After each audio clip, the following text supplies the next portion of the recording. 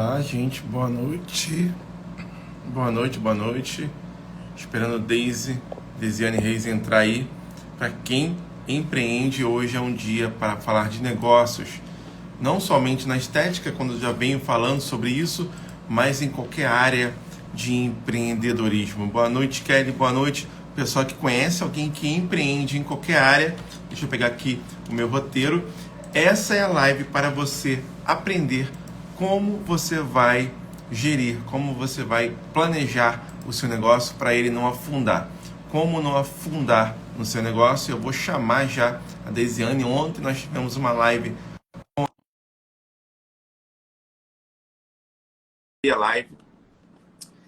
e vou disponibilizar depois. Aqui, achei o roteiro. Fiz o convite para Deisiane, só esperar ela entrar para a gente falar sobre isso. Quem aqui não teve a oportunidade de assistir a aula de segunda-feira, quando eu falei especificamente da estética, quem não conseguiu assistir a live de ontem, eu vou liberar depois, vou colocar o link lá nos meus stories. Não estou conseguindo entrar.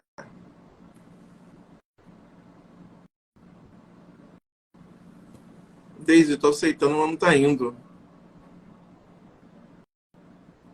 Estranho. Eu convidei você, vamos ver se vai. Bem. O Instagram e as suas peripécias. Está falando que você não consegue participar. Que estranho. Ó, fiz o convite. Aí. Olá. Deixa eu mexer aqui porque tá... Bom, foi. Foi. Olá, pessoal. Boa noite. Boa noite, Deise. Já vou chegar mandando aqui para todo mundo, para a galera assistir. Show de bola. Eu queria te agradecer por você topar esse convite para a gente falar sobre gestão de negócio. Um tema difícil, que eu vejo poucas pessoas falando. Eu vejo pouco falando certas coisas que eu até não concordo sobre gestão. Sobre procurar o começo, né? Você vai empreender, sobre nicho, sobre público certo. É uma coisa que eu detesto quando as pessoas falam assim, ó, começa do jeito que tá e vai. Isso é uma das coisas que eu detesto de ouvir, porque leva a pessoa a sofrer muito nessa caminhada. Então, eu te agradeço muito e pode se apresentar para o pessoal aí. Eu concordo totalmente, a gente vai falar muito sobre isso. Boa noite, pessoal. Espero que todo mundo esteja me ouvindo bem. Eu sou enfermeira, né, sou mentora de negócio. E nessa minha caminhada como enfermeira, eu fui dona de uma clínica de vacina, junto com um médico. Eu fui dona de um Aras, nada a ver, né? Nada a ver, aleatório, mas me tirou bastante da zona de conforto no quesito negócio. Tenho um centro de treinamento com uma outra sócia e hoje uma assessoria de negócios. E assim, decidi me posicionar falando mais sobre negócio, pegando mais a minha experiência como empresária e trazendo mais isso para, inicialmente, os profissionais de empreendedorismo, enfermeiros, agora já para profissionais da saúde de uma maneira geral, porque eu vejo que as pessoas são muito Alice no País das Maravilhas na hora de abrir o negócio. As pessoas são muito Bob no Fantástico Mundo e acham que abrir negócio tem que ser uma decisão tomada no impulso e pega e vai, não mede risco, não mede consequência, gasta dinheiro, gasta energia, gasta tempo e depois diz que foi um negócio que não deu certo, né? Então, estou aí nesse ano de 2022, eu tive bastante mentoradas e o resultado das minhas mentoradas, a partir do momento que eu comecei a implementar planejamento estratégico, foi um resultado, assim, absurdo, né? Tenho mentoradas que saíram de 0 para faturar 30 mil, de 20 para faturar 70 mil. Então, isso tudo através da organização e do planejamento dentro do negócio, da gestão, né? Então, hoje é esse papo que a gente vai bater, nós vamos falar sobre a importância da gestão. Tenho certeza, já pega seu papel e sua caneta, pega aqui o aviãozinho, ó, já manda aí para quem você acha que tem que assistir e vambora. Bora tocar fogo nisso aqui. E como você falou, né? As pessoas começam a empreender e não tem a mínima noção de como o planejamento é importante para qualquer área. Não somente uma área que você vai abrir um espaço físico, mas também até no digital. Você Sim. precisa ter esse planejamento. Bem, eu queria... primeiro passo, quando a pessoa vai abrir um negócio, é fazer uma pesquisa de mercado, correto? Se Sim. estiver atropelando, você me fala. Então, fala pra gente aí. Primeiro, o que é um planejamento estratégico? Então, planejamento estratégico é diferente de você definir um objetivo e querer chegar lá. Eu vejo muita gente achando que planejar é definir metas. Não é. Até porque o objetivo é um desejo macro, sem definição, que você tenha, e as metas são o caminho que você vai fazer para chegar lá. Isso é uma coisa. O planejamento estratégico, ele inclui algumas ferramentas. Aí eu vou citar aqui a 5W2H, análise de SWOT, matriz BCG. Tem uma outra também muito utilizada que é a... esqueci o nome dela. Eu sei a sigla, mas esqueci o nome. É Balance Scorecard. Então, assim, são ferramentas que a gente utiliza para colocar o nosso desejo em ação. O planejamento estratégico, diferente de alcançar metas e objetivos, é você definir todo o passo que você vai fazer com detalhes, com riquezas de detalhes, para alcançar o objetivo que você deseja. Então, vamos colocar aqui. O meu maior objetivo é abrir um consultório de estética. É o meu maior objetivo. E aí, como é que você cria esse planejamento estratégico? Você faz um levantamento do financeiro, de quanto você vai precisar gastar. Você faz um levantamento de como você vai levantar esse dinheiro se você não tem. E de que forma esse dinheiro vai entrar. Quais são os passos que você precisa fazer. Aí entra muito a 5W2H, né? Como, quando você vai abrir, quem vai ser o responsável, quem vai ser seu sócio, não vai ter. Então, assim, o planejamento estratégico, ele é uma definição muito detalhista do caminho que você precisa fazer para alcançar os seus objetivos. É claro que, como eu falei, existem ferramentas que, quando a gente fala de negócio, a gente precisa aplicar. Eu não vejo hoje como você ter um negócio sem aplicar uma análise de SWOT em tudo que você vai fazer no negócio, porque isso faz parte do processo gerencial do negócio. Então, assim, e esse é o ato de planejar. Então, se você está aí achando que planejar é só botar a tua meta no início do ano e pensar, eu quero chegar lá, não é isso, tá, gente? O planejamento estratégico exige que você tenha um pouco mais de conhecimento, domine um pouco mais de ferramenta da gestão para você fazer o negócio fluir. Show de bola. Então, o primeiro passo é o planejamento e o pessoal que olha assim as siglas, né? É muito difícil.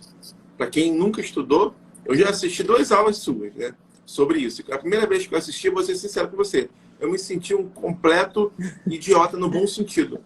Porque quando a gente se sente idiota pela falta de conhecimento, não sei se você concorda comigo, mas a gente se toca, nossa, eu preciso saber disso. Totalmente desconhecido para mim. E aquilo ali é muito importante. Sim. Porque não é só teoria. É colocar aquilo na prática. E como você falou, você tem seus mentorados que começaram a crescer. E aquilo ali é o desenvolvimento da teoria na prática. O crescimento das suas mentoradas, né? Então, o planejamento estratégico é o primeiro passo. É o start, passo, né? É o start do profissional. Eu sei que a pesquisa de mercado é o primeiro passo, assim, né? Mas uma coisa que a pessoa tem muita dificuldade e é algo assim, acho que bem complexo, apesar de ser simples, tem muita coisa, é a diferença entre público e nicho, né?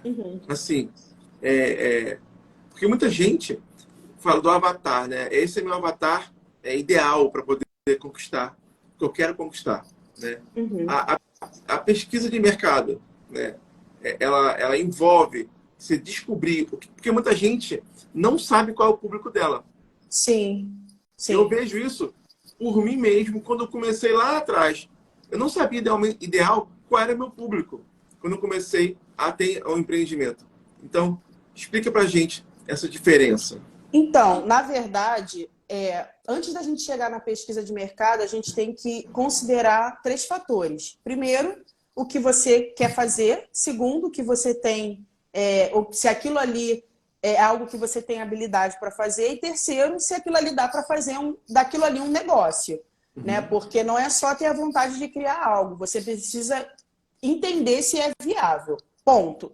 Depois disso, a gente vai para o planejamento para a gente definir as ações que a gente precisa fazer nessa caminhada. Eu sempre gosto de começar, por incrível que pareça, eu não começo com análise de mercado. Dependendo do negócio. Às vezes eu já começo com a SWOT. Por quê? Na ferramenta de SWOT, a gente avalia fraquezas internas, tipo assim, como, por exemplo, eu tenho conhecimento, eu tenho habilidade, eu tenho especialização para fazer isso, fraquezas e forças internas e ameaças e oportunidades externas. Então, já na análise de SWOT, eu já consigo ter uma noção. Mas, assim, depende muito do negócio. Geralmente, essa análise eu faço em várias etapas do negócio. Mas na pesquisa de mercado, é possível você identificar o público que você quer atrair. Que isso, Bruno, é um erro que as pessoas cometem muito. As pessoas pensam assim, esse é o público que eu tenho. Tipo, vamos dizer que você queira lançar o curso, você vai se basear nos seguidores que você tem lá no seu perfil para fazer sua pesquisa. Mas, às vezes, esses seguidores não é o público que você quer atrair. Então, quando você faz uma pesquisa, você tem que identificar qual é o público que você quer atrair e aonde está esse público. Por exemplo, eu tenho uma mentorada que ela é da área de oncologia, ela é enfermeira e da área de oncologia, e ela quer abrir um consultório de enfermagem que ela já vai abrir. E aí a gente está assim, bom, vamos lá, vamos fazer uma pesquisa de mercado para saber onde a gente vai abrir seu consultório. Ela queria na Zona Sul do Rio de Janeiro, e dentro da pesquisa a gente observou que o maior público dela é o público idoso, na faixa etária de ali 40 e pouco a 60 e poucos anos, com o gênero masculino, predominantemente no gênero masculino, com um valor financeiro que ganha, ele tem uma renda maior de 5 mil. Então, assim, não é só eu descobrir o público que eu quero, é você tentar identificar as características desse público para saber se é viável dentro do seu negócio. E com todas as informações que a gente pegou, a gente descobriu que o melhor para ela não era abrir um consultório na Zona Sul, era abrir na Zona Norte. Porque ali tinha uma população idosa mais concentrada, tinha clínicas em volta. Aí a gente avaliou a quantidade de clínicas de geriatria que a gente poderia fazer parceria, hospitais, praças, porque por incrível que pareça, concentração de idoso na praça é muito grande. Então a gente fez toda uma análise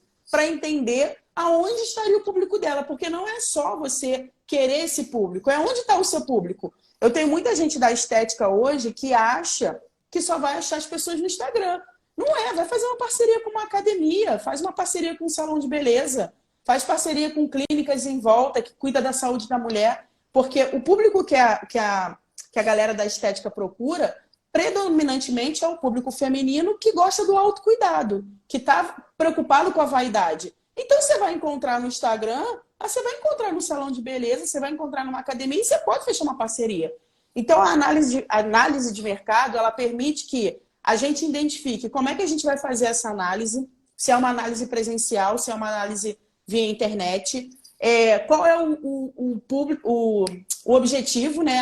Eu fazer uma análise do mercado, eu testar uma campanha no Instagram, então eu tenho que fazer um levantamento antes. Inclui você descobrir qual é o público que você quer atingir, qual é a sua persona, né? Porque a persona é a pessoa que tem interesse no teu serviço, no teu trabalho, e você começa a mapear. E aí, depois que você tem essas informações, a gente fala, Bruno, dentro da área de negócios, business, que dados é tudo pra gente. A gente não consegue trabalhar sem informações. Um negócio, ele não consegue andar se a gente não tiver informações para fazer esse negócio andar. Então, eu sempre gosto de partir daí, porque eu já colho informações importantes para a gente definir onde a gente vai abrir o consultório. Isso aqui eu estou falando no caso de estética, tá? Mas pode ser uma outra realidade. Ou então, se for algo da internet, qual vai ser o seu posicionamento de marca? Qual é o público que você quer atingir? No posicionamento de marca, que a Nídia fala muito, qual vai ser a sua identidade magética para você conseguir atrair esse público? Quanto mais você se cerca de informações, mais assertivo você vai ser na hora de atingir esse público. Por quê? Porque a jornada do cliente, no processo da venda, o primeiro impacto é na imagem. é na sua imagem, no seu posicionamento. Então, ela olha para você, a gente tem 3 segundos, né, para criar uma opinião sobre uma pessoa. Então, você pensa assim, as pessoas acham que vender é você ir lá e ofertar um produto ou um serviço. A jornada do cliente começa no teu posicionamento, na tua imagem. Então, quando a gente começa a mapear tudo isso, para que isso seja de maneira mais assertiva dentro do planejamento estratégico, o resultado, com toda certeza, é muito maior. Com toda certeza. Você está falando sobre planejamento, antes mesmo de saber se aquilo é viável, eu vou te contar uma história de um fracasso que eu tive.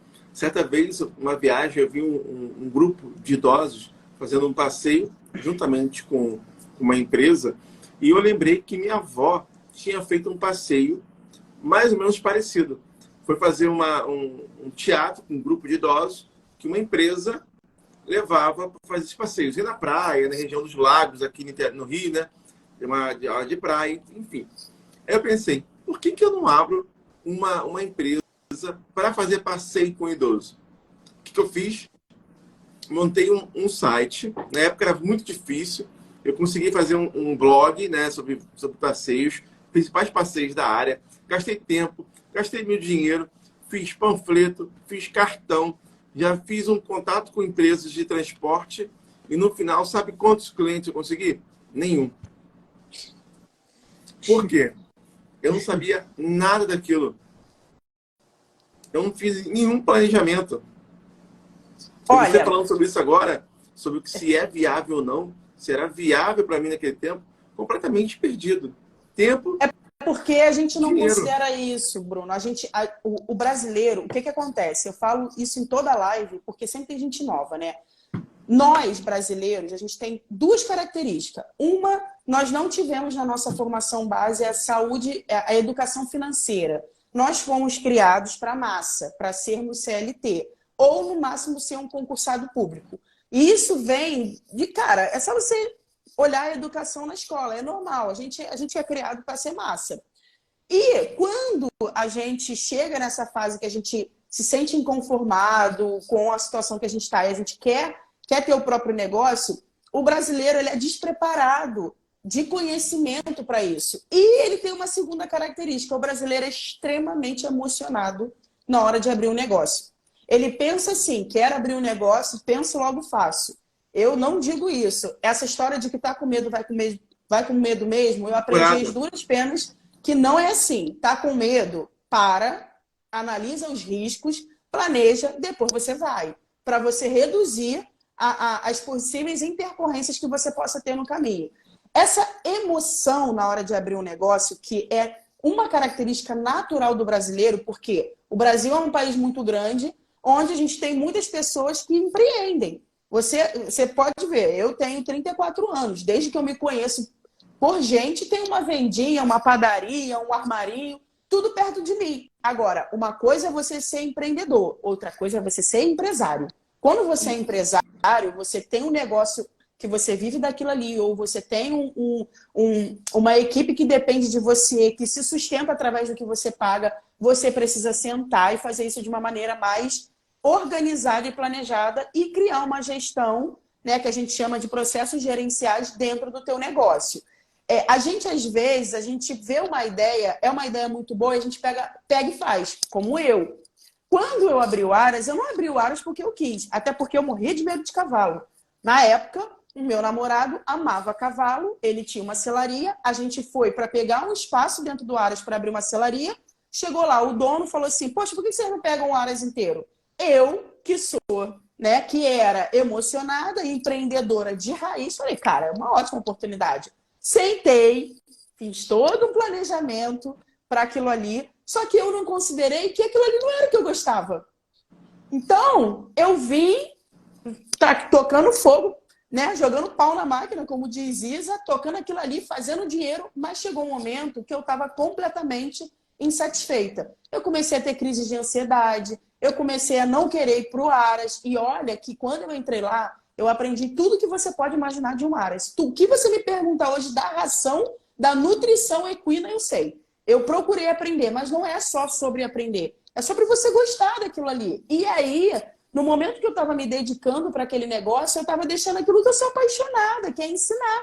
eu estava sentindo falta de ensinar, porque a minha vida estava praticamente toda ali dentro. E aí começou uma insatisfação de um negócio que eu tinha até então investido mais de 200 mil e eu não queria mais aquilo ali. E o meu nível de não querer mais aquilo ali foi de falar, não quero saber do dinheiro que eu gastei, eu quero ir embora porque eu quero voltar a fazer o que eu amo, que é ensinar e que é dar aula. Então, às vezes, a gente não considera o gostar daquilo ali. A gente faz por conveniência. Só que abrir um negócio só por conveniência, porque dá certo para o outro e você acha que vai dar certo para você, gente, não é assim. Você tem que entender que você tem que gostar daquilo ali, porque senão aquilo ali vai tomar teu tempo, tua energia. E se você não tiver paixão, você vai fazer... Cara, uma hora você vira uma máquina e eu, Daisy, não consigo viver assim. Eu sou uma pessoa que eu gosto de ter prazer em tudo que eu faço, né? Então, eu desisti. Perdi mais de 240 mil porque eu não quis recuperar. Eu falei, não quero recuperar. Eu só quero ir embora. Entendeu? Me apaixonei por animal, passei a me apaixonar por cavalo, mas a minha paixão por cavalo não me fazia ter a paixão pelo negócio. Se eu pudesse, eu andava de cavalo o dia inteiro, mas eu detestava gerenciar o aras, entendeu? Então, assim, você tem que considerar dentro do teu planejamento o fato de você gostar daquilo ali, não, porque isso vai fazer diferença. Sim, lógico. É aquela mesma questão. Muita gente fala assim, né, agora, olha, a estética está dando muito dinheiro. Estou dando exemplo da estética, né? Por causa da questão financeira. A estética dá muito dinheiro. Vamos fazer estética. E a pessoa não gosta. A pessoa não está ligada naquela área. Como a gente falou antes de conhecimento, a pessoa não conhece. A pessoa não faz uma pesquisa antes para saber como é que é. Porque eu falei logo no começo. Eu quero entrar do jeito que for e vamos embora. Vai dar errado. Você perdeu um dinheiro, perdeu tempo da sua vida e a pessoa a mesma coisa. E muitas vezes a pessoa entra em dívida para montar um ambiente, outra coisa também, né, do planejamento.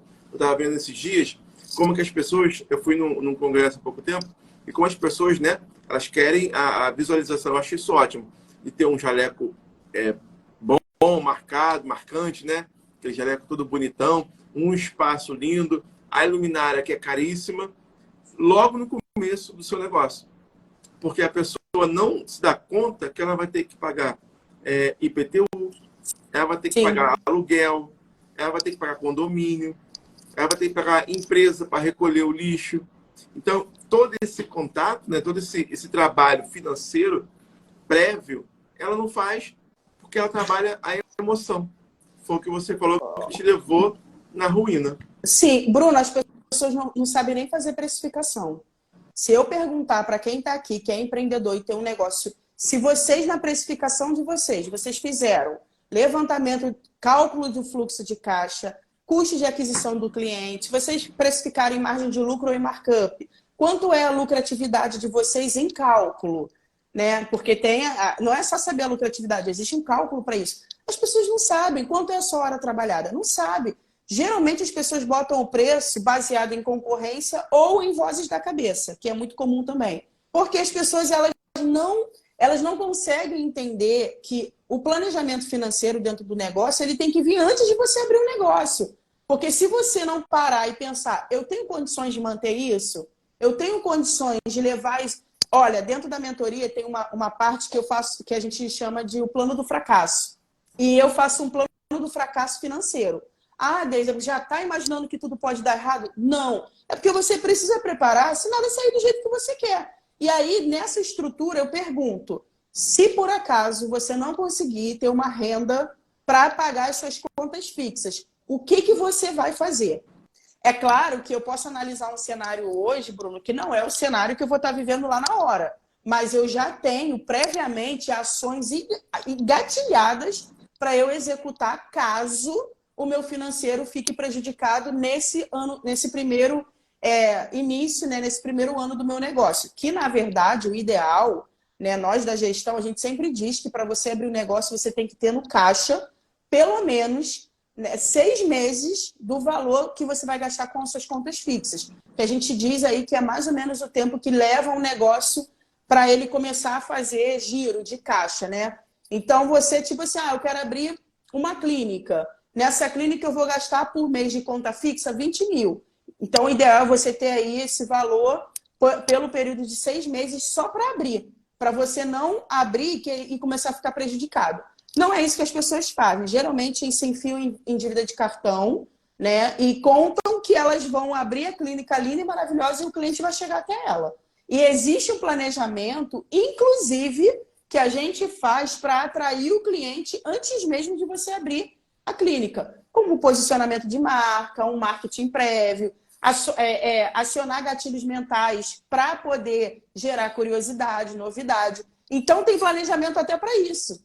Eu estou com essa aluna que vai abrir o consultório que eu falei, da parte de oncologia. Desde dezembro, que a gente está vendo o local, ela vai abrir entre março e abril e a gente já começou a planejar como é que ela vai trabalhar isso antes dela abrir. Para que quando ela abra, ela já tenha ali uma carteira de clientes que a gente consiga atrair. Ah, e como é que a gente faz isso, Deise? A gente já está pesquisando as possíveis parcerias que a gente pode fazer em volta, as possíveis ações que a gente vai fazer no marketing já no lançamento. Então, tem um trabalho que a gente faz aí para que o cliente não entre achando que ele vai abrir a porta e o cliente vai chegar. O prazo de você começar o negócio a andar sozinho é muito mais complicado do que as pessoas pensam, né? Porque eu acho o seguinte, olha, abri um espaço, abri a porta, botei um anúncio lá, uma placa, os clientes vão começar a chegar. Eu sempre falo que em qualquer negócio a gente vai ter que se preparar, gastar um dinheiro para poder conseguir conquistar o dinheiro. Ganhar não, conquistar o dinheiro. Em tudo. Se você for feirante, você vai ter que comprar uma fruta ou um legume para poder vender na feira. Se você for trabalhar com feridas na casa da pessoa, vai ter que fazer a mesma coisa. Comprar produtos para poder vender. Se for dentista, a mesma coisa. Vai ter que comprar, vai ter que montar para poder vender. Então, se preparar previamente, não somente material, mas também a parte financeira e a parte estrutural para a captação da clientela é fundamental. Igual quando eu me formei na advocacia, eu comecei a pegar clientes, amigos, né? Amigos, vizinhos, pessoas que estavam sabendo que eu estava fazendo advocacia. E eu fiquei pensando, nossa, como que eu vou conquistar clientes além desses? Como é que eu vou conquistar clientes que eu não dependa da indicação desses? Porque quem trabalha hoje na estética, ou em feridas, ou perfuração de orelha, matéria infantil, consultoria, qualquer coisa que seja, tem clientes, amigos, próximos e indicações. E para chamar novos clientes diferentes desses, vai ficar na dependência desses? Então, tem que aprender a conquistar clientes. E isso vem do planejamento também. O que eu vou fazer? Eu vou fazer um trabalho de publicidade, vou fazer um trabalho na minha rede social. Como você falou antes, qual a rede social que o meu cliente ideal ele vai estar? Sim. É Facebook? Ele é o Instagram? Então, que eu posso, né, a publicidade dentro da enfermagem, eu entendo como muito permissiva, não tão restritiva. Então, eu posso botar, por exemplo, um outdoor. Em qual lugar eu vou botar um outdoor? Como você falou, na abertura do espaço da sua mentorada. Qual o local que eu vou colocar esse outdoor? Para quê? Uma vez, eu tinha um lar de idosos, não sei se eu te falei isso. E eu fazia publicidade em vários lugares. E eu estava fazendo publicidade em um jornal na região. Um jornal aqui no Rio de Janeiro. E eu não recebi nenhum cliente dali. Nenhum. E gastava todo mês um dinheirinho. Sabe de onde que eu conseguia cliente? Parceria com o médico. Sim. E por que eu estou falando isso? Você falou de parcerias, né, com a pessoa da estética, com academia, com clínicas de beleza. A enfermagem tem muito receio de trabalhar com o médico fora do hospital, assim, num trabalho de parceria, de indicação. De equipe. De equipe. Eu me lembro muito bem que você falou isso um tempo atrás. Sim. Que você tinha esse posicionamento de ter um trabalho com o médico. E isso faz parte, é onde eu quero chegar a pergunta, e isso faz parte de um planejamento? Com toda certeza, com toda certeza. Porque, assim, quando você pensa nas ações que você pode fazer, a gente pensa como um todo, né? Na clínica de vacina, que eu fui sócia, a minha maior entrada de dinheiro era parceria com médicos em volta e escola.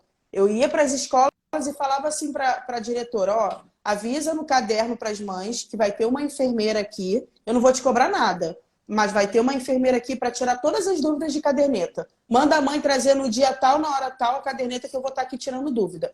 Naquele dia, eu assinava, carimbava, né, as informações ali, falava, ó, chega lá na clínica, você pede para procurar a enfermeira Daisy, que sou eu. No dia seguinte, eu batia 10 mil de venda, entendeu? Porque eu fazia um trabalho tão humanizado que começou com um trabalho de formiguinha, mas eu dominei tanto ali a área, Bruno, eu dominei tanto. O nível de eu ter dominado aquilo ali era os médicos já me ligar assim, desde que eu tô com o paciente aqui na minha frente, olha, eu falei para ele tomar hepatite A, explica para ele como é que é, tô mandando para você. Os médicos não queriam nem mais explicar, eles já mandavam para mim e falavam assim, aí o paciente chegava lá assim, o doutor fulano falou que você vai me explicar a caderneta inteira.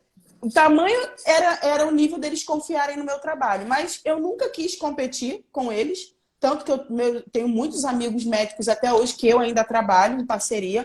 Nunca quis competir. É assim, você tem o seu lugar e eu tenho o meu. E como é que eu posso te ajudar? Eles atendiam muito, a maioria era pediatra. Eu fazia tudo o que eu podia para otimizar o trabalho deles, então eu levava já um receituário pronto, só para eles esticarem a vacina já com a faixa etária, nome da vacina. Era só eles falar quantos anos você tem, tá aqui é essa vacina que você tem que tomar e carimbava. Já estava pronto.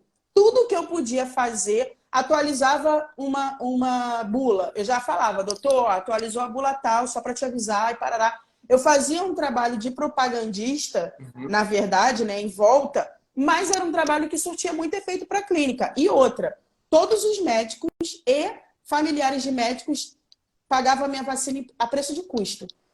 Então, assim, ó, doutor, eu não dava 10%, falava, o senhor aqui paga a vacina a preço de custo. O senhor e toda a sua família. E aí, quando eu comecei a fazer isso, eu comecei a ter muita gente que os médicos mandavam para mim. Muita. Às vezes, numa vacina que era encalhada, como a herpes zoster, por exemplo, eu criei um voucher e chegava lá para o médico e falava assim, doutor, somente os seus pacientes que chegarem lá com esse voucher vão receber a vacina com 50% de desconto. E aí, eu vendia, eu desaguava a geladeira. Por quê? Vacina é uma matéria-prima muito cara com data de validade. Então, eu tinha que girar. Eu não podia. Às vezes, eu tinha mais de 100 mil de vacina na minha geladeira que eu tinha que vender para pagar as contas do mês. Então, eu comecei a criar estratégias indo mesmo no boca a boca. E, cara, isso alavancou completamente a minha clínica. Isso sem eu botar tráfego, sem eu usar... Na época, a gente tinha um Instagram, mas não era um Instagram forte. Isso foi só no boca a boca. A clínica vai fazer 13 anos agora em março e ela é uma clínica que até hoje ela funciona muito no boca a boca. Então, assim, quando você pensa, eu quero abrir um negócio, dependendo do seu tipo de negócio, a gente vai pensar nisso previamente para que a gente possa explorar todas as opções que a gente tem. Porque eu não quero ser uma pessoa que eu fique gastando só em tráfego. Não quero isso, porque você sabe como é fazer uma campanha de tráfego, né? A gente joga aí até a gente segmentar uma campanha, a gente gasta dinheiro. E às vezes, gente, o boca a boca funciona tão bem, tão bem. Direcionado, né?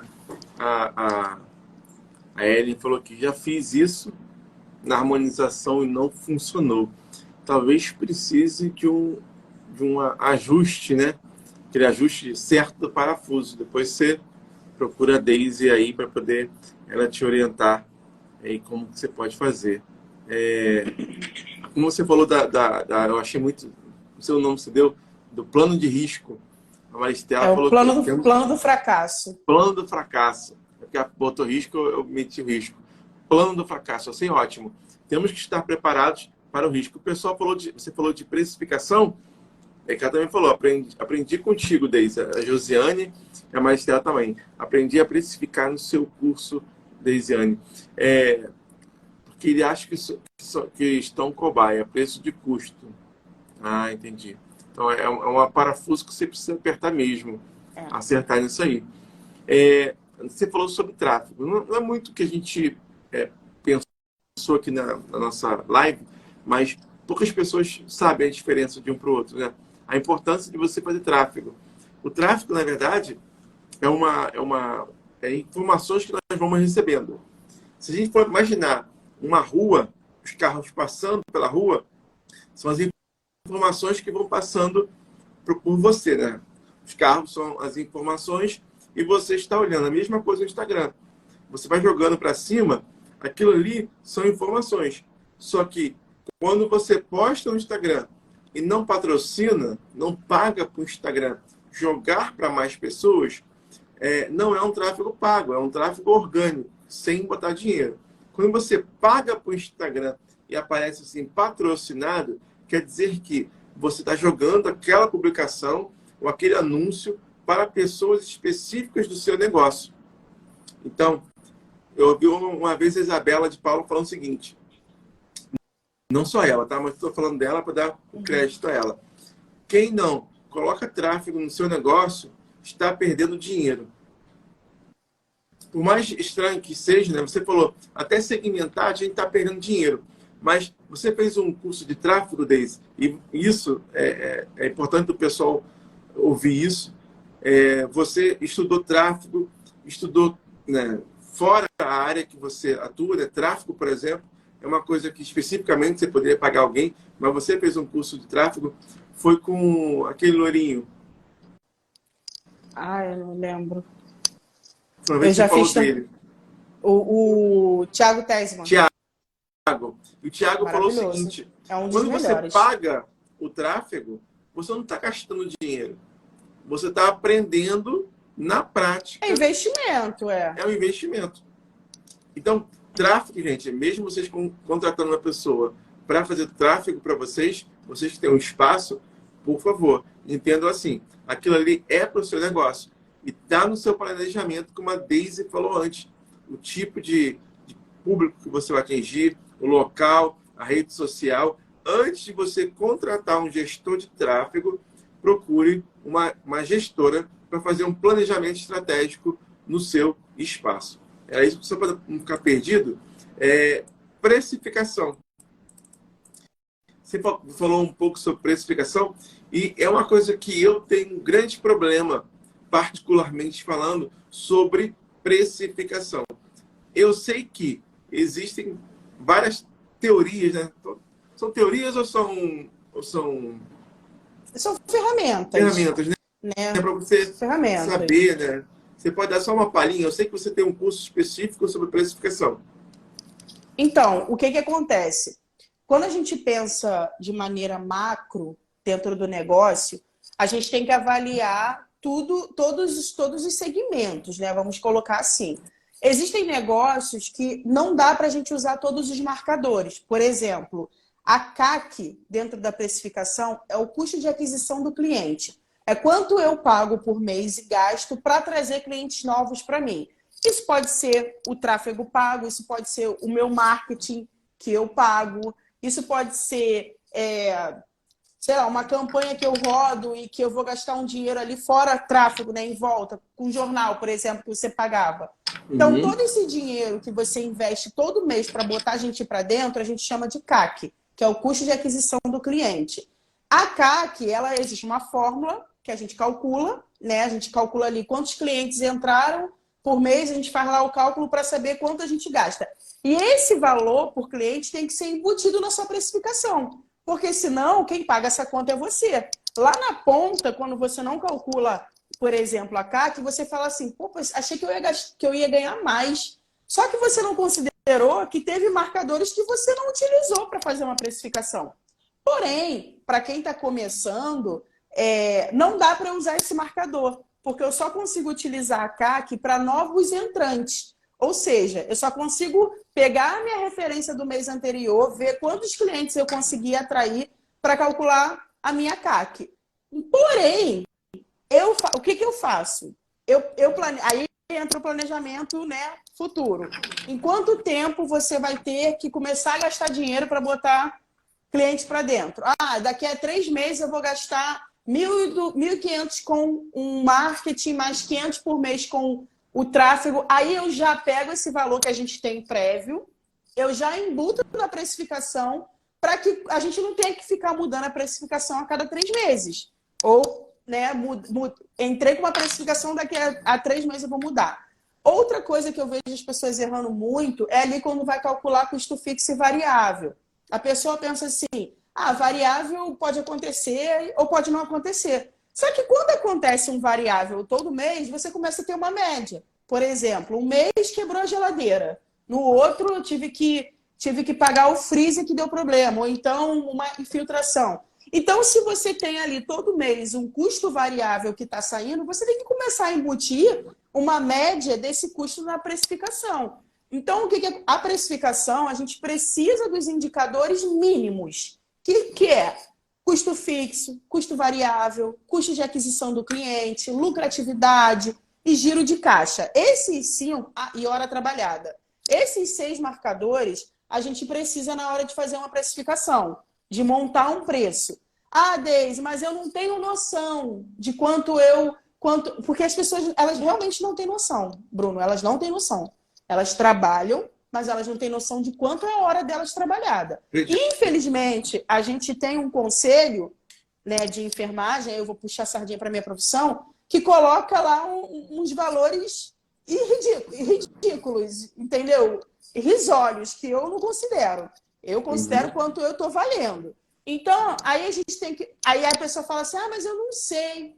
Mas vamos calcular, existe fórmula para isso. Quanto tempo você trabalha na semana? Quanto tempo você atende cada cliente? Aí a gente vem destrinchando até chegar na fórmula para poder embutir isso na precificação. Então, hoje dentro da precificação, a gente tem 2 maneiras de precificar o produto quando a gente tem os marcadores. Em margem de lucro ou em markup. A fórmula de markup, ela não é todo mundo que sabe fazer, porque eu preciso de mais marcadores para poder conseguir construir essa fórmula. Ela é mais assertiva do que a margem de lucro. Porque a margem de lucro é assim, olha, eu gastei 100 e quero ter 100% de lucro líquido, bruto, aliás, né? Lucro bruto.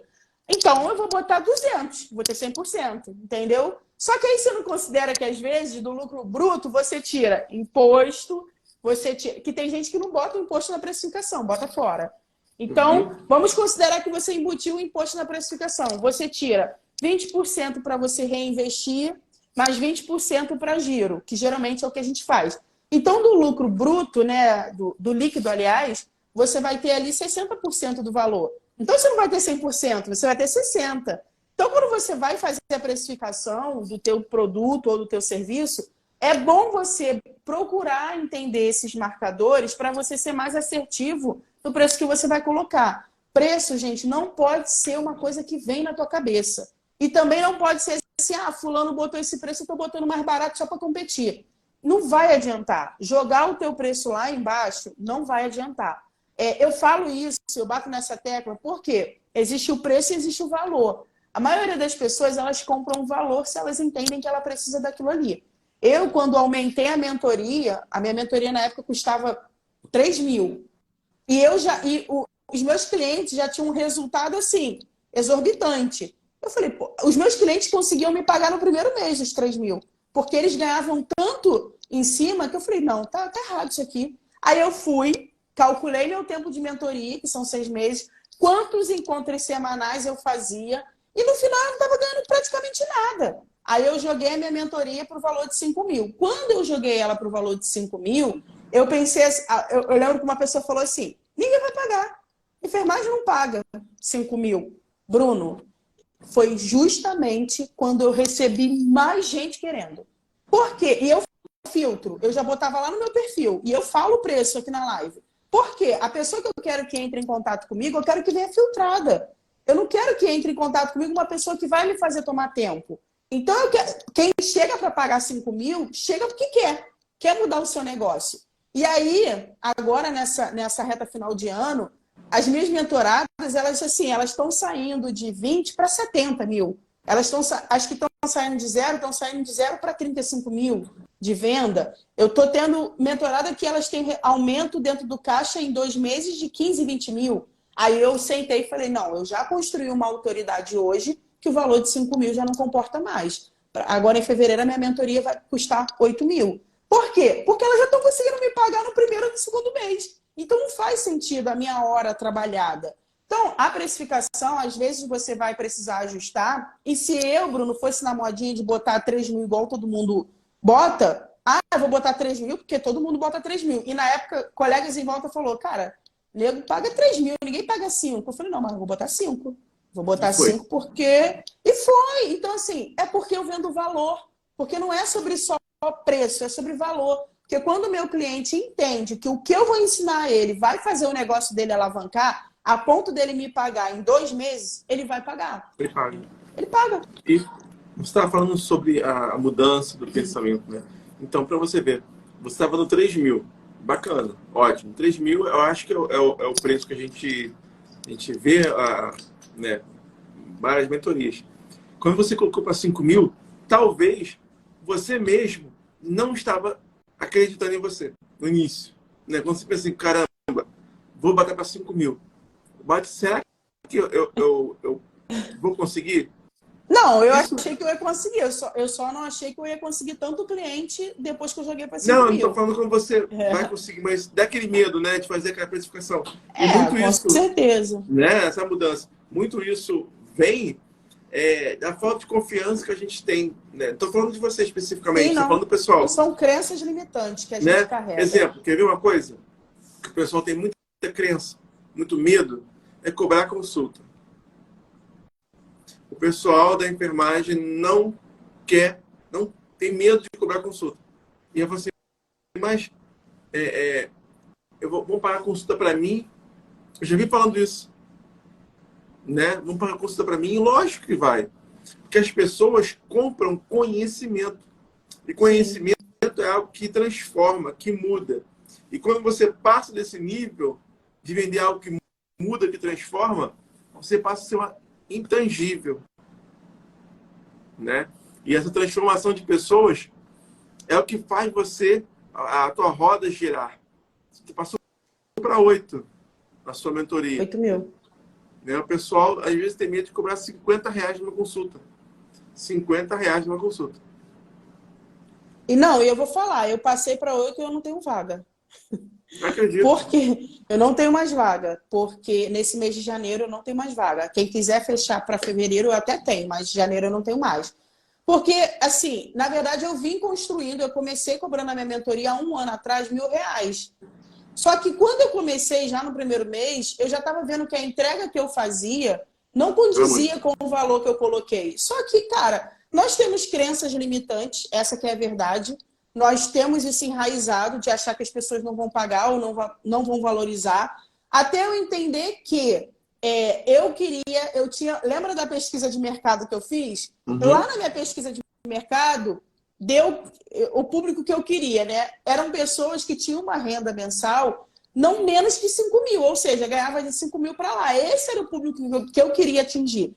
Então, eu comecei a me posicionar e a falar com esse público. Eu não comecei a falar para o público que ganha pouco e quer brigar para me pagar R$1.000. Eu comecei a falar para esse público que ganha melhor. E aí eu vim vindo.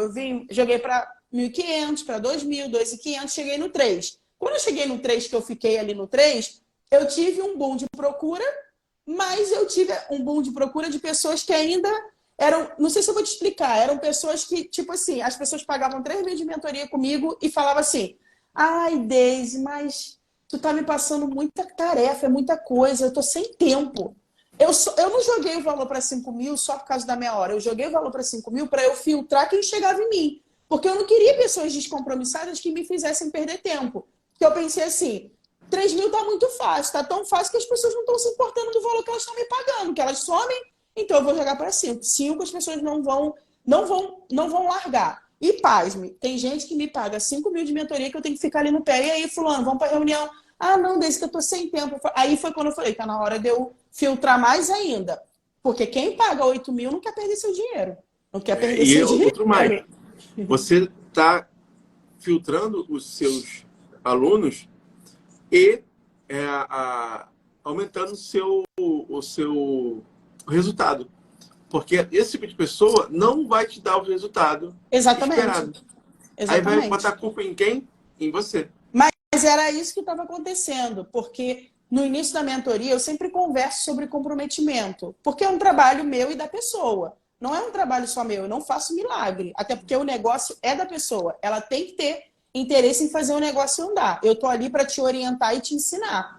E quando eu comecei a ver que as pessoas, que 3 mil estava sendo muito supérfluo, que as pessoas não estavam se importando em largar, foi quando eu subi, quando eu aumentei. E aí, quando eu aumentei, eu já filtrei mais o público, e esse público que eu filtrei, ele já começou a me dar mais resultado. Quando foi agora de novembro para dezembro, eu já comecei a pegar um público que já estava tendo esse comportamento. Que estava me. E detalhe, Bruno, às vezes as pessoas me pagam à vista, na Pix. As pessoas me pagam, eu marco reunião, a pessoa vem toda empolgada na primeira reunião, eu passo as tarefas, quando dá na segunda, na terceira, ai, Deise, tem como a gente dar uma pausa? Porque eu tô com muita coisa, tô com muito isso, tô com muito aquilo. E aí a pessoa, não, eu ganho dinheiro, mas a pessoa não vira uma prova social para mim. Ela não tem resultado. Então não é só sobre o dinheiro. Eu quero que ela tenha resultado para ela ser um case de sucesso meu e eu poder virar e falar, olha, eu tenho uma cliente aqui que, ó, eu tenho uma cliente que a gente fez uma estratégia, o nosso foco era bater 50 mil no mês. Em 15 dias ela bateu 40, no mês ela bateu 70. Então, isso que eu quero, é isso que vai me dar prova social. Porque daqui a pouco, lá na frente, eu posso cobrar 10, 20, 30, dependendo do resultado que eu entrego, as pessoas vão pagar. Então, assim, a precificação, aí é o que eu falo quando você bota a sua precificação baseado no valor daquilo que você oferece. Então, se você está aí, você está com vergonha e medo de cobrar a tua consulta, tem outros profissionais que não têm medo de cobrar, não. Entendeu? E, ó, e Bruno, eu tive uma cliente que me chamou no direct e falou assim, nem sei se ela está aqui, que eu vi ela entrando. Ela me falou assim, Deise, eu gostei porque você foi direta e reta lá no Stories, botou o teu preço e eu pensei assim, essa menina ela é boa, porque ela tem coragem de botar o preço dela de 5 mil lá nos Stories. Aí ela falou assim, eu só te procurei porque eu falei, tu é corajosa para tu pegar e botar o teu preço lá e falar do teu preço, é porque você se garante naquilo que você faz. Eu falei, eu me garanto mesmo. Ela, por isso que eu te procurei. Ou seja, o meu posicionamento de colocar o meu preço caríssimo lá, né, caríssimo na cabeça das pessoas, porque para mim é um valor irrisório, mas essa conduta para ela foi tipo assim, não, ela sabe do que ela está falando. Ela botou o preço dela aqui na minha cara. Aí ela falou, nem vou procurar ela agora, porque eu não tenho dinheiro. Ela juntou o dinheiro para quando ela falou comigo, ela falou assim, quero fechar com você e vou fazer a Pix. Então, você vê, às vezes você está com medo de passar o seu preço e o teu cliente, ele está esperando você se posicionar para ele tomar uma atitude. E às vezes até o preço inferior vai afastar o cliente ideal. Com toda certeza. A pessoa fala assim, olha, eu esperava mais, mas ser mais caro. Porque a gente tem essa noção, o que é bom é caro. Ou Sim. que tem valor é caro. Tu lembra de um curso que a gente deu, que a gente botou um preço popular de, Sim. sei lá, 30 e pouco, aí eu falei assim, Bruno, a gente não vendeu. Eu falei, Bruno, a gente não tá vendendo por causa do preço. Vendemos pouquíssimo.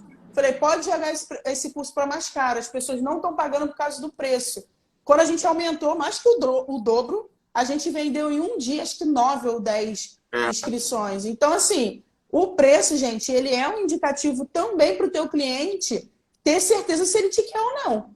Porque as pessoas têm essa cultura mesmo do barato, vai me sair caro lá na frente, então não vou pagar. Entendeu? As pessoas têm essa cultura. Tem os candinha, né? Os muquirana. Eu nem quero esse público. Esse público que começa, mas tem como me dar desconto, tem como me dar isso, tem como me dar aquilo. Não, a sequência é essa. Paga se quiser. Até porque a minha agenda tá cheia, entendeu? Então, se esse não quiser, vai vir outro, vai pagar e vai valorizar. Quando eu comecei a ter esse entendimento, Bruno, do valor que meu serviço ele agrega no negócio do cliente, eu passei a me valorizar como profissional. Porque, às vezes, eu valorizava muito o meu cliente e esquecia de me valorizar. Quando eu passei a me valorizar, o meu cliente também passou a me valorizar. Perfeito. É isso aí. A gente colocando sempre à frente das pessoas. Ser um pouco egoísta. Ser egoísta é bom. Ser egoísta é bom. A gente tem muito essa noção de que ser egoísta é ruim, mas ser egoísta é bom, um certo nível, lógico. Deise, estamos chegando no final. Eu quero te agradecer demais. Sempre é muito bom conversar com você. A sua mente é muito aberta, muito evoluída. Você traz assuntos que a gente precisa ouvir.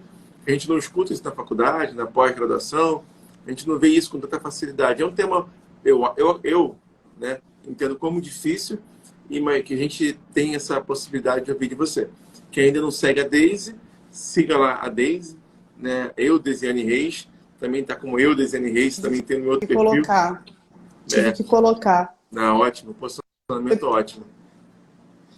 Então, quero te agradecer pelo convite, agradecer quem esteve aqui. Podem me seguir lá no Instagram, me chama lá no direct se vocês ficaram com alguma dúvida. Quem tem interesse no curso de precificação, tem lá na minha bio. Vocês podem acessar e comprar e já começarem a assistir. E se tiver alguma dúvida, eu dou suporte individual para o curso de precificação, porque eu sei que entender o mundo da precificação não é fácil, tá? não é fácil. Mas obrigada pelo convite, mais uma vez, estamos juntos. Vamos com tudo, que eu quero ver todo mundo milionário, crescendo no negócio, que eu gosto é disso, de prosperidade. Show de bola, show de bola. Pessoal, fique na paz, fique com Deus. Deise, um grande beijo. Pessoal que ficou com a gente aqui até agora, comentou, perguntou. Muito obrigado pela presença de vocês. Fique com Deus. Tchau, tchau, pessoal. Tchau, tchau.